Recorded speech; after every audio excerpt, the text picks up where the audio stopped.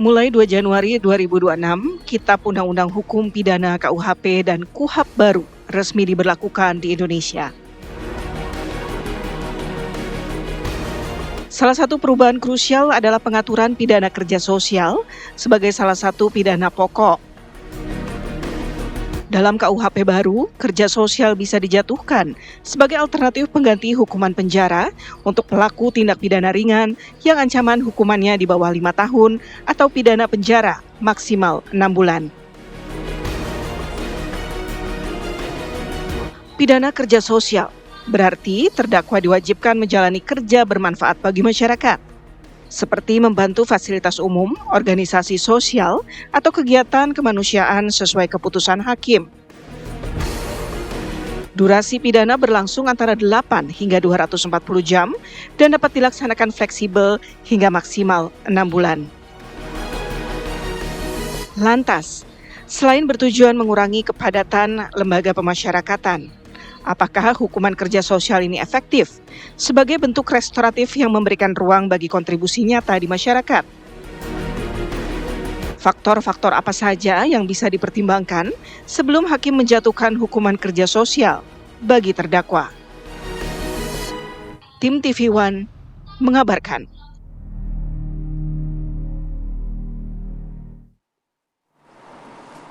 Ya, memang Andi Kumala, hukum kerja sosial ini di berbagai negara juga ada yang diterapkan, Andi Kumala. Dan salah satunya adalah Indonesia di awal tahun 2026 telah menetapkan bahwa sanksi kerja sosial ini menjadi salah satu opsi hukuman bagi mereka para pelaku tindak pidana kategori ringan ya. Bingkisan tahun baru dong ya. Bisa jadi ini dikenakan hukuman bentuknya adalah kerja sosial. Tapi yang menjadi pertanyaan, apakah kemudian pertama ini bisa memberikan efek jerah kepada para pelaku tindak pidana walaupun dikatakan ringan, tetapi kan tetap saja ini merupakan suatu tindak pidana. Yang kedua, bagaimana kemudian penerapannya? Nah, apakah pengawasannya bisa dilakukan dengan baik? Nah, kita akan bahas dengan narasumber yang sudah hadir di studio maupun juga yang tersambung melalui sambungan Zoom. Di studio sudah ada Mas Heri Firmansyah, pakar hukum pidana. Selamat pagi, Mas Heri. Selamat pagi, Mas Heri. Selamat tahun baru 2020. Selamat tahun baru. Ada bingkisan baru juga nih, KUHP dan KUHAP baru ya. Siap. Kemudian melalui sambungan Zoom sudah hadir juga Mas Ceno Hersu Setio Kartiko, Dirbim Kemas Ditjenpas Kemenkumham. Selamat pagi, Mas Ceno. Selamat pagi, Mas Ceno. Selamat pagi. Terima kasih. Baik, Mas Ceno. Dalam KUHP yang mulai berlaku per tanggal 2 Januari 2026 ini diperkenalkan alternatif hukuman kerja sosial sebagai alternatif hukuman penjara. Bagaimana sebenarnya mekanisme atau skema penerapannya, Mas Ceno? Bisa dijelaskan secara singkat? Baik, sebenarnya terima kasih, Mbak. Kalau dilihat dari KUHP sendiri, mandat kami di Kementerian Imigrasi dan Pemasyarakatan di Direktorat Jenderal Pemasyarakatan, di kami ini di Direktorat Pembimbingan Kemasyarakatan yang di lapangan nanti unit pelaksana teknisnya adalah Balai Pemasyarakatan. Nah, pelaksanaannya nanti pidana kerja sosial, tugas kami adalah pembimbingannya karena di penjelasan dari KUHP sendiri terkait pidana kerja sosial kita melaksanakan pembimbingan dan pengawasan dilaksanakan oleh teman-teman dari kejaksaan. Nah, bentuknya sebenarnya cukup banyak ya yang kami sudah uji cobakan pidana kerja sosial, seperti kita waktu itu dari bulan Juni Pak Menteri sudah mencanangkan aksi sosial yang kemudian klien kami saat itu adalah di 2025 itu klien yang integrasi. Ya, sebagai uji coba kita melaksanakan yang simpel saja kerja sosial seperti tadi sampaikan Narsum bahwa ada bersih-bersih di tempat sekolah, kemudian tempat ibadah, ya taman kota, panti asuhan, panti jompo, pesantren, TPA. Ini belum melihat dari litmas yang kita lakukan terhadap klien yang nanti pidana kerja sosial. Nah, Mas Ceno, informasinya yang kami dapat juga bahwa di berbagai wilayah ada bentuk-bentuk kerja sosial yang berbeda-beda melihat bagaimana kemudian keberadaan ataupun letak strategis dari wilayah tersebut. Nah, ini bagaimana kemudian dari pihak lapas sendiri akan menentukan kerja sosial seperti apa yang akan diterapkan kepada mereka narapidana yang dikenakan hukuman tindak pidana ringan begitu, Mas Ceno? Ya, Saya jelaskan dulu ya, bukan di lapas, Pak. Di Dijen Pemasyarakatan tuh ada Di Dijen lapas, Pas, betul. betul, itu tempat nanti kalau dia dipidana penjara. Tapi kalau Bapas, Ya, Balai Pemasyarakatan, itu mereka yang pidana dilaksanakan di luar tembok. Nah, kalau tadi disampaikan ada oke. berbagai bentuk apa namanya pidana kerja sosial, bentuk-bentuk dan mekanisme. Nah, itu kita pelaksanaannya seperti melihat kondisi dari tempat pelaksanaan pidana kerja sosial. Misalnya kalau di Ya, kelurahan ya dia membersihkan di tempat kelurahan dengan kita yang membimbing dan mendampingi. Atau kalau nanti hasil litmas dari pembimbing kemasyarakatan kami bahwa yang bersangkutan punya latar belakang pendidik atau seorang yang mungkin dosen gitu ya. Nah, itu bisa kita arahkan nanti terserah Pak Hakim ya, bahwa kita memberikan rekomendasi bahwa yang bersangkutan misalnya mengajar di yayasan atau sekolah-sekolah yang memerlukan pengajar kaitannya dengan latar belakang dari terpidana tersebut. Nah, itu beberapa jenis yang kalau memang basic, kalau kita lihat basic baik. misalnya latar belakangnya memang dia tidak punya kompetensi, ya at least dia membersihkan tempat-tempat sosial dan fasilitas umum. Oke. Ya, Mas Chano, indikator atau jenis tindak pidana kejahatan seperti apa yang nanti akan masuk kriteria hukuman kerja sosial ini? Ya, saya pikir itu kewenangan Pak Hakim ya, Bu. Kalau kami nanti atas perintah Hakim, kemudian nanti bekerja sama dengan teman-teman kejaksaan, mereka mengawasi, dan kami melaksanakan pembimbingan. Nah, kami juga sudah menyediakan lokasi-lokasi. Nah, kebetulan sudah 968 perjanjian kerjasama kami dengan pemerintah daerah, kemudian instansi kementerian lembaga, panti sosial, yayasan sosial, sebagai tempat untuk pelaksanaan pidana kerja sosial. Nah, kalau untuk jenis-jenis pidana Baik. mungkin itu kewenangan dari Pak Hakim ya.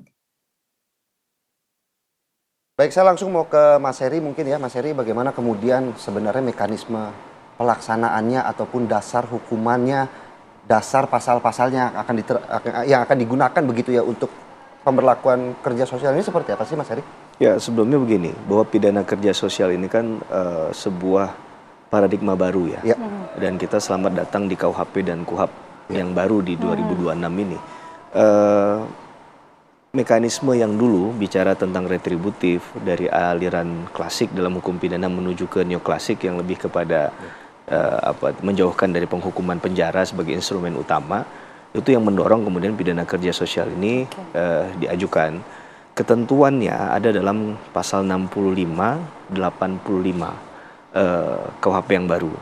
Nah, dalam konteks ini memang bicara tentang pengawasan, inilah yang menjadi persoalan ke depan yang perlu diperhatikan, berkaitan misalnya dengan juknisnya, petunjuk teknisnya seperti apa. Karena misal kalau kita baca di dalam ketentuan pasal 85 itu kan menyatakan bahwa putusan pengadilan harus memuat pidana kerja sosial ini dalam putusannya kalau dia bicara tentang pidana kerja sosial tadi. Nah, persoalannya seperti apa bentuk-bentuknya tadi kan dikembalikan ke Bapak, sedangkan pengawasannya ada di kejaksaan. Nah, bagaimana ini agar saling sinergi nih? Ya, kemudian ini harus kerjasama juga menurut saya dengan pemerintah daerah setempat yang mungkin lebih paham kondisi yang dibutuhkan dalam hal pendekatan pidana kerja sosial tadi. Karena ultimate dari diadakannya pidana kerja sosial ini kan agar potensi orang yang baik itu tidak hilang, dia tidak kemudian dihukum. Jadi tidak hanya melepaskan orang dari jeruji besi, tapi potensi orang yang baik ini tetap ada ya. Maka Potensi itu orang yang baik, tapi apakah ini sesuai dengan culture kita? Ini kan hal yang baru di Indonesia. Kalau di luar negeri mungkin sudah banyak berjalan ya. Apakah sesuai dengan culture kita? Ya, karena KUHP yang baru ini kan keadilannya bicara keadilan korektif, rehabilitatif, dan restoratif. Jadi dia bagaimana memperbaiki si pelaku tadi ya. Bahkan dalam konteks ini kan hakim bertugas untuk menggali juga nilai-nilai yang ada dalam hal ini adalah keadilan yang diinginkan dalam masyarakat berkaitan dengan keadilan substantif misalnya. Karena selama ini keadilan kita kan sifatnya prosedural tuh, legalistik formal, yang melihat orang kalau bersalah itu demi kepastian hukum harus dihukum gitu, kira-kira begitu. Tapi dalam konteks yang lain kan harus ada pendekatan dari segi keadilan dalam hal pemidanaannya. Nah, kalau konteks di pasal 85 pidana kerja sosial ini kan bicara tentang perbuatan pidana yang diancam pidana minimal di bawah 5 tahun, atau nanti ketika diputus ya paling lama 6 bulan. 6 bulan. Nah, ini kan juga masih menjadi hakim, pertanyaan. gitu. Artinya dasar hukumnya apa untuk menentukan bahwa ini adalah tindak pidana ringan, bahwa Ya. ini bisa dihukum ataupun dijatuhi hukuman sanksi kerja sosial seperti itu. Ini kan masih belum menjadi suatu pakem begitu ya, artinya bisa dibilang ya. Masih banyak turunan-turunan yang mungkin bisa dibahas begitu. Betul. Contoh misalnya dalam tindak pidana ringan, misalnya penghinaan ringan, gitu ya. Pasal 436 KUHP yang baru gitu ya. Ini ancaman pidananya kita lihat di sana. Kalau dia hanya sifatnya tadi kayak di bawah 5 tahun kemudian diputus misalnya paling lama 6 bulan, atau misalnya pidana dendanya adalah dalam golongan kedua, kalau nggak salah saya sebesar 10 juta misalnya, itu masuk kategori itu. Kita akan melihatnya dari konteks tadi ya. Dan itu memang di dalam ketentuan KUHP sudah diatur sedemikian rupa tadi. Yang menjadi permasalahan tadi adalah bagaimana memastikan bahwa pidana kerja sosial ini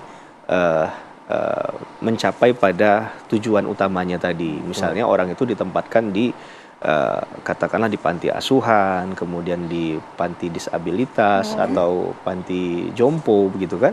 Apakah itu sesuai dengan tujuannya tadi? Bahkan yang lebih rigid lagi kalau saya nggak salah mencatat ya, itu dilihat dari latar belakang dari profesi si yang bersangkutan untuk menjalani pidana kerja sosialnya, agar ini garis lurusnya sama begitu ya dengan apa yang diberikan pemidanaan kepada orang tersebut. Tapi sekali lagi bahwa bicara tentang hal ini tidak mudah dalam hal pengawasan dan juga menentukan bentuknya, karena saya nggak tahu apakah sudah ada petunjuk teknisnya dalam bentuk RPP misalnya berkaitan dengan pengaturan pidana kerja sosial ini. Jangan sampai nanti di bawah masih bingung nih. Mungkin di Jakarta fine, tapi bagaimana dengan kondisi di luar Jakarta atau di luar Jawa gitu kan? Jangan sampai bikin bingung di bawah. Sudah adakah petunjuk teknisnya? Nanti kita akan tanyakan ke Mas Ceno terkait ini, tapi kita jeda terlebih dahulu di Apa Kabar Indonesia Pagi.